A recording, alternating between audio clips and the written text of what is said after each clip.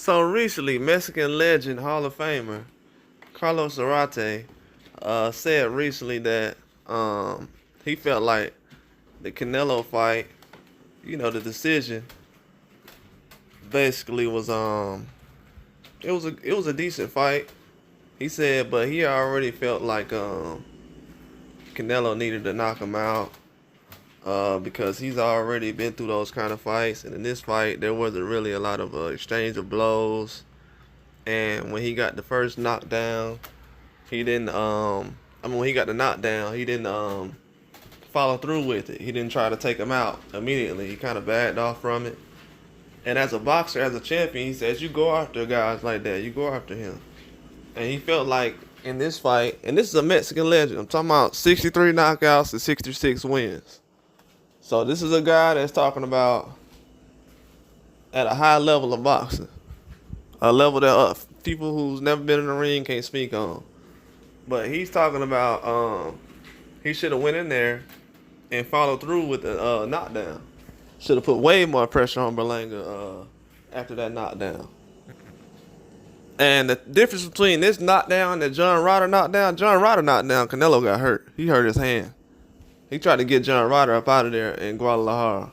I don't know if he's bagging off because he feels like he can't. Because it looks like now, certain punches he's not throwing like he was before. Because ever since the John Ryder situation when he got hurt, injured, that a lot of people don't mention because, they don't really keep up with stuff like that. But he knocked John Ryder down, I want to say the 5th round. And then when he injured his wrist, it was some issues after that. He couldn't get John Ryder up out of there. And you know what a lot of people say when they talk about that John Ryder fight and why he lasted 12 rounds? Oh, he fought like a warrior. But he got stopped by Munguia, though. And that goes to show you that Canelo was hurt. Because he went out there and dropped Munguia right after John Ryder got dropped by Munguia. So that wasn't a huge difference in the fight. But I've been trying to tell people that the fight between Berlanga and Canelo, I mean, for fans who want to say that it was amazing, you can. But I feel like it was low expectations going into the fight. So anything higher than that, that's what people would say.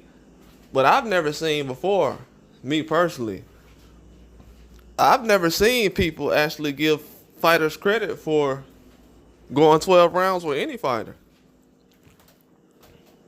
Unless you're like Bitter Bill or somebody who's been knocking out every fighter. Yeah, that would make sense. I've seen a lot of people try to make it seem like, Wilder needs to get the knockout every time. And that's a guy who can't box, that a lot of fans say. They say he can't box. But he needs to get the knockout every time. But then these guys going 12 rounds and we're like, yeah, man, it's 12-round fight. No, that's not how we do it. I've never congratulated nobody for going 12 rounds. It's admirable, but it's not going to put fans in the seats. Fans come to see knockouts. They don't come to see guys go 12 rounds. I heard going 12 rounds recently was not impressive. I've seen a lot of guys get knocked down 2 or 3 times to go 12 rounds. They've never got any credit for having any heart. So yeah, Zarate, he's being a realist. He's being a Mexican legend, a fighter of real boxing. And he's saying that it was average, man. You get in there, throw punches. He had longer arms and kept him at distance. And he was talking about Berlanga. He said, I'll throw more punches at him. Zarate was saying if he was Edgar Berlanga, he would have threw more punches at Canelo.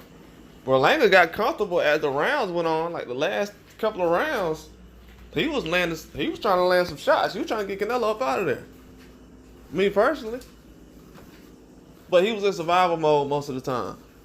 Because he'll do enough just to get Canelo off of him. I think one round Canelo was kind of circling and bagging up. But that was about it. He said, look, he wasn't a fighter, man. But Canelo, he wasn't a fighter. He was saying, like, Berlanga wasn't a fighter that night. He was a strong opponent, but he wasn't doing what he needed to as far as trying to get Canelo up out of there. He said it was a good fight for Canelo. You know, Canelo won. I congratulate him, but it was a regular fight for me. You know what I'm saying? He said it was a regular fight. It was a regular fight for me. It wasn't nothing that people are trying to. And they was asking who he want to see next Canelo fight, and he's saying, bro, you get somebody that you want to fight that you know that fans want you to see fight. He said, I don't want to pick fighters for him. I want him to pick a fighter that's going to impress me as a fan or someone who's a Mexican legend. I want him to pick a fighter. I'm not finna pick no fighter for him and say, yeah, I hope he gets in the ring with this guy. Zarate, like, I'm not finna do that. I didn't have nobody who needed to tell me to get in the ring with nobody, and I hope you get in the ring with this person, and it needs to happen and everything else. He's like, I never had to do all that. And I told people, it wasn't one of the best fights Canelo's had. People haven't seen people, boxers fight back against Canelo recently. That's the truth about it. It's been so many lackluster performances against Canelo that fans are just happy that anybody who tried to punch Canelo for a couple of rounds, and now they're saying, man, that's a big deal, man. He was punching at Canelo for a couple of rounds and he went 12. But anytime you have an opponent who goes 12 rounds and fans are like, wow, I didn't know he was going to go 12 rounds. You should have never been in the ring with that guy. I'm saying that. My words. Can't face the boxing. I'm saying that. Anytime a boxer gets in the ring with a guy and fans are just happy that he went 12 rounds, you should have never gotten in the ring with the guy in the first place. Period. But Zarate saying some real stuff, though. It was a regular fight for me.